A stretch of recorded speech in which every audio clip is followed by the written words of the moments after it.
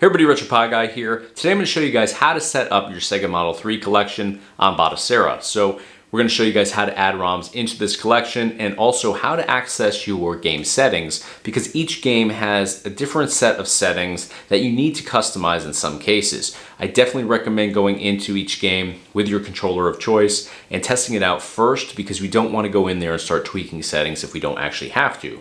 But if you find that calibration's off or you need to make adjustments or change like your coin assignments or anything like that, also, you can change your difficulty levels in here as well. If you need to do any of that, I'm going to show you guys exactly what we need to do in order to make that happen. For this process, you're going to need a keyboard, a mouse, and then of course a controller that you want to use in your Sega Model 3 games. Let's jump into it. All right, so here we are booted up into Batocera. This is the collection we're going to be dealing with today, the Sega Model 3. So first thing I want to do is just touch on how to add your ROMs into this particular collection to get this up and running. So we want to make sure that we're backed out all the way to our different collection options. You can see I can scroll through all my different game collections here. From here, you're going to use your keyboard to hit F1. That's going to open up your file system. You're going to make sure you have a mouse connected. And let's say that I wanted to add ROMs here. You're going to download your ROMs separately on a different computer. Download them to either a micro SD card or a flash drive. I prefer a flash drive. You can see I have one right here, Samsung flash drive. And you're not going to extract or unzip those ROM files. So what we're going to do is we're going to open up our flash drive or wherever we've saved those and connected those ROMs to our gaming PC with Batocera. So here I have a Samsung. I actually don't have anything on this flash drive though. So let's say I had a ROM file in here. I would just right click on that ROM file and I would hit copy. It's not an option here because I don't have one. But once we've copied that, and you can actually copy in an entire collection. So if you have multiple ROMs, just highlight them like this, right click, hit copy. Now we're going to go over to ROMs here. We're going to locate our Model 3 collection, which is right here under M. Double click, you can see I have all of my ROMs in here and they all end with .zip. So that's crucial. You want to make sure that none of them are unzipped. You want them fully zipped for this collection. Most collections on Batocera, you end up extracting and unzipping them and all that. Not this collection. So once you're in here, just right click, hit paste, and you're going to drop all of those ROMs from your flash drive or micro SD card directly into this collection. Literally all you have to do. So if you've set up other collections in the past, this one's actually a lot easier. You don't have to go through that extraction step or anything like that. So once they're dropped in here, they should look exactly like this. And you're going to go up here to the top left corner, hit File, and close Window. That's going to bring us back to Batocera. So from here, you want to open up your main menu. If you're on a keyboard, hit the space bar. If you're on a Gamepad controller, hit the Start button. We're going to go into Game Settings. We're going to select that, and we're going to hit the top option, which is Update Game Lists. And we're just going to hit Yes to confirm. That's going to add in all those changes we just made to the file system into Batocera itself. So now if we jump in here, you're going to see all of your games added in. They're not going to be scraped like mine are because you didn't scrape yet. But you're going to see all of the files that you did just add in there. So if you want to scrape, just open up your main menu again, drop down to scrape, select it, and you can go through the scraping process here however you want to do so with whichever scraping method you choose. If you want to see my full tutorial video on how to scrape games in Batocera, drop down to the description of this video, and there's a great video there that'll walk you through all your different scraping options and the way that I do it, which I find to be the most effective and efficient way of doing so. So definitely check that out if you're interested in scraping, which I'm sure you are, because everybody likes this super crisp and polished off look where you have video previews and logos, descriptions, all that good stuff, and box art as well, which you can see on the left bottom left corner there, which actually shows you in most cases like the little pamphlet cover for the arcade game. So here you can see the original cabinet there, as well as some box art and all that good stuff. So now that we've added these ROMs in, it's time to jump in and I'll show you guys how we can tweak settings on here, because the settings here are very strange. It's not self-explanatory, and I guarantee you if you don't have some sort of guide to go off of, you're going to get super frustrated. So we're going to jump into my favorite game here. You've probably seen me play this on the channel, Star Wars Trilogy Arcade, my favorite arcade game ever. So I'm going to just jump in here. Today I'm not using my joystick, which is my preferred way of playing this game, but I'm using a Xbox style controller. So we're going to hit 7 on our keyboard. And that's the button 7, not F7. And I did that first just to quiet the game down so I don't have to talk over it. But this is our test menu. So we're going to be using the keys 5, 6, and 7 on our keyboard. So again, that's going to be the regular 5, 6, 7, not the function 5, 6, 7, which always confuses me because on my keyboard here, my function 5, 6, 7 is literally right above my regular number buttons. So once we're in here though, we're going to use the 5 key to make selections. So you can see I'm scrolling down and it loops around when I get to the bottom. So a couple things you want to look at in here for most of your titles, doesn't matter if you're in Star Wars or something else, is calibration test. I don't recommend calibrating right off the bat. Test it out, see if you're able to control the game properly with your controller. If so, don't even bother messing with this. Now, I went and messed around with this recently, and since I'm switching over to my Xbox controller from my regular joystick, which again is what I prefer for this title, I want to go in and recalibrate. So I'm going to walk you guys through this. So 5 is going to enable us to, make our selection to where we want to be. 7 is going to confirm it. So in here, we're on exit. So I want to go up to flip levers, and that's going to be the 5 button, loops us around. 7 button is what we hit to confirm that. I'm going to actually leave it like that, but I'll show you what happens when we select it. So if I select it with 7, it changes. So now up is down, down is up. I actually want to leave it so it's on up, up, down, down. Now, once I want to change to the next option, I hit 5. That's going to drop me down to setup calibration, which is what I want to do now. We're going to hit 7 to confirm that, and that brings us into our setup calibration. So I'm going to grab my Xbox controller here, and the first thing that it says is to set the center position for the controller, leave the controller centered, and press the service button. So that means literally just leave your controller as it is and hit your service button. Service button is going to be 5 on here. So button 5 brings us into the next part of this. The next part of this is to set the controller range of motion, move left, right, up, and down. So that means with your analog stick, you're going to move left, right, up, and down, which I'm going to do right now. And take a look at the bottom section here. You're going to see a lot of movement in there as I do this. So I'm going to go left, right, up, down, and I'll just kind of keep going through that. And that's just tracking my range of motion. So once we do all that, it says then press the service button, which is 5. That saves everything. You can see now we have calibration value saved in there, which is great. So now it says press test button to exit. We're going to hit our 6. That's going to back us out. And you need to kind of read the instructions here at the bottom because it is a little bit vague sometimes from game to game. Sometimes it wants you to hit 6 to exit. Sometimes it wants you to hit 5 and 7 together. You kind of just have to follow it. So we're going to hit 5 to drop down to exit, 7 to confirm it. And I will say, I absolutely hate the setup here in terms of the 5, 6, 7 buttons to navigate. I think it's totally ridiculous. You could be using like arrow keys and enter, or arrow keys enter and one other button, and it would just make so much more sense. But it is what it is. We kind of have to follow what they've done here. So there's a bunch of other options here. That's really all we need to mess around with here to get this up and running. So I'm going to drop down with 5, and I'm going to confirm exit here with 7. So I'm going to hit my 7 key. That exits me out. So now I'm able to navigate with my analog stick, to whichever part of this game I want to jump into. Now I do recommend going out, so I'm going to hit my hotkey and just exit this. I always recommend after making changes, exiting your game and then jumping right back into it. And you want to look to make sure that this loads up properly. So you don't want to load right into that part of the game. So let's see how this loads up. You want to see the Sega symbol, then it should go into LucasArts, and it does. So this is how you want to load into a game. If it jumps you right into like the option to select, meet your destiny. Let me get him to be quiet. If it brings you right into this automatically, that's not ideal. You want to back out because you're going to get stuck in a certain part of this game. You want to make sure that you see those Sega logos and all that initial lead in. So let me just test this out real quick. Stand by. Jets are approaching.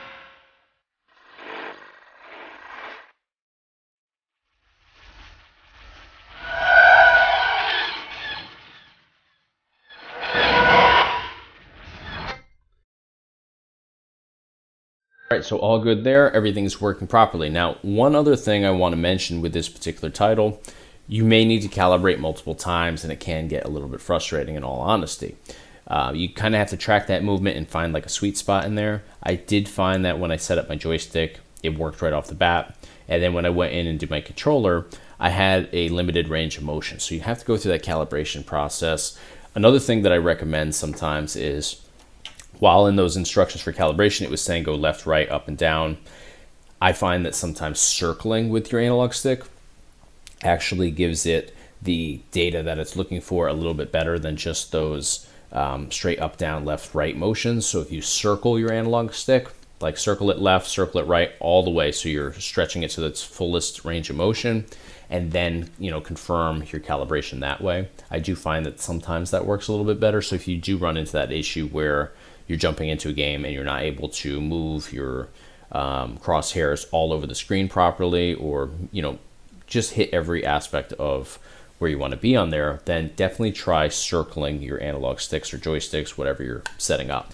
All right, so let's jump into one other game though, because unfortunately what I just showed you does not work for every single game out there in terms of your 5, 6, 7 keys. So let me jump into another one that's going to blow your mind, because it is a little bit different. So Harley Davidson, this is a great game. If you haven't checked it out, definitely check it out for Sega Model 3. Very similar to that of like Crazy Taxi, but with Harley Davidson. So we're gonna let this load up. We're gonna hit 6 though. So I just hit the 6 key. I didn't hit the 7 key, hit the 6 key. Some games are 6, some games are 7. Star Wars was 7, this game is 6.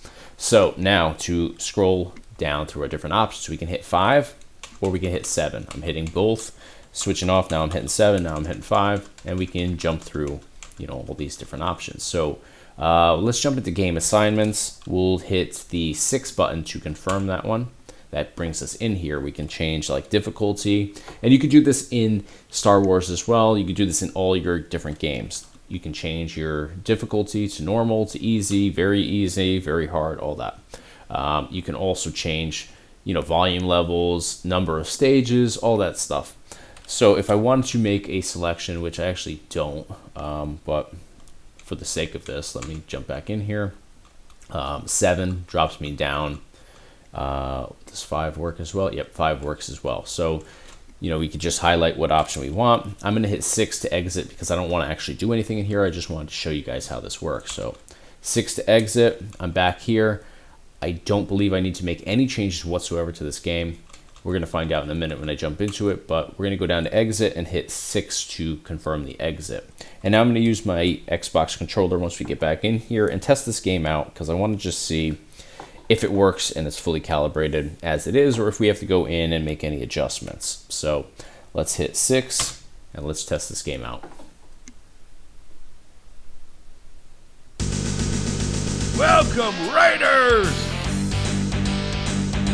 Please select your favorite Harley Davidson. Thank you. Ready, go!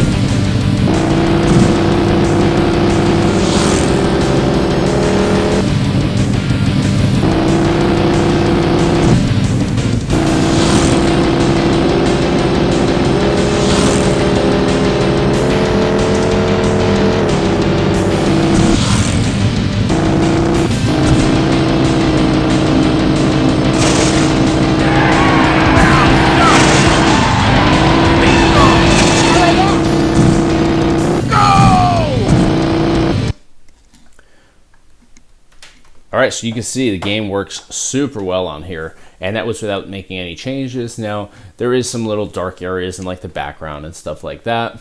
We may be able to go in there and adjust some settings to maybe improve that a little bit, but I actually see it there in the preview as well. So I think that's just one of those things with emulation. It's not going to be 100% perfect, but in terms of like the gameplay, everything is spot on. There's no lags or delays or anything at all like that. So that pretty much shows you what you're going to be dealing with in here in terms of settings and adjustments for Sega Model 3. Each of those titles did it a little bit differently, where, you know, Star Wars, you're using the 7 button to go into that test menu. Harley Davidson, you're using 6, but depending on what game you jump into, it's going to be one or the other. So you kind of have to test those out, and just kind of, I always recommend testing out the game before going in and trying to adjust settings, because you can definitely do more damage, you know, than you want to do. And I definitely recommend going with that whole, if it's not broke, don't try to fix it sort of mentality here, because you don't want to ruin calibration if it's already, you know, working 100% perfect. So that's pretty much it in terms of setting these up. But again, there's so many great games in here, and so many games that I actually forgot about too. Like Scud Race is awesome. Totally forgot about that. Sega Bass Fishing's in here. Sega Rally 2. Ski Champ. I don't know if you guys remember this game from the arcade, but it was super interactive, where you had like the ski poles and you would actually slalom with that little pad. You could see a little picture of the cabinet there on the you know, box art pamphlet in the bottom left corner there. You would slalom, you know, your actual body, and that's how you would play this game. So Sega was so cool with how they were making arcade games in the mid to late 90s like this, where they were just starting to become more interactive than just having like a joystick and button combo. We have Strikeout here. We have Spike Out rather. Star Wars, obviously. Jurassic Park Lost World, which I have to figure out how to do. I know you can get this up and running with a mouse. I would love to be able to do this with a light gun. I'm not sure of the capabilities there yet, but it's on my list of things to look into. Ocean Hunter, which is like a rail shooter, sort of like Star Wars, but you're underground, fighting off sharks and stuff, and eels and all types of aquatic creatures. Really cool game there. Virtua Fighter 3, I think most of us know about this one. Awesome title. Virtua Striker 2, great soccer game. Just a ton of stuff on here, and there's different versions too. You know, they slightly differ, but for the most part, you have the same deal. Virtua On 2, Daytona USA 2, one of my favorites for the arcade as well. I haven't even dove into that one yet. Dirt Devils, what else do we have? Emergency Call Ambulance, very similar to Crazy Taxi. Obviously Harley Davidson we just jumped into. LA Machine Guns, and you know, we're back to Scud Race here. So lots of great titles. Definitely check this collection out. If you guys have any questions, let me know. All right, so you can see from this video, the setup process here is really easy on one hand and really challenging on the other.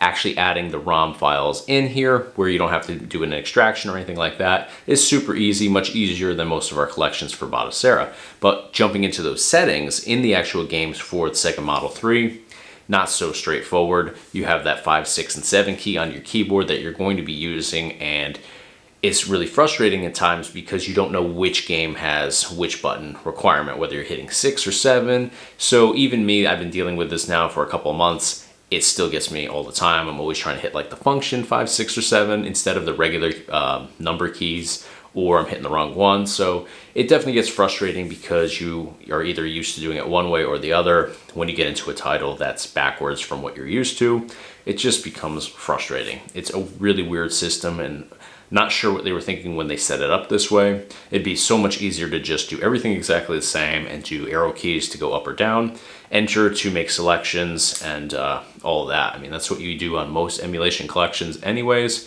Why they, you know, went a different route here is beyond me, but it is what it is. We got to do what we got to do to get into this collection. The reward at the end is having access to some really amazing games here. So definitely recommend setting up this collection. It's a lot of fun. The requirements for it aren't super challenging for your PC. You do want to have a gaming PC for the most part, I find, for that, you know, maximum level of performance, but it will work for some collections, or some games rather, in this collection, you know, on a simpler PC. So that's going to do it for today though. If you guys found this helpful, enjoyed the video, smash the like button for me. It's a huge help to me here on the YouTube channel. And of course, hit the subscribe button if you're interested in staying in the loop for all future videos. I do a ton of stuff based on retro gaming, product reviews, gameplay demos, tutorials, all that good stuff. So again, if you want to stay in the loop for future videos, smash that subscribe button as well. Thank you guys so much for watching. And if you have any questions or anything like that, feel free to hit me up in the comments section. Always happy to help any way that I can. That's going to do it for today. Thank you guys again.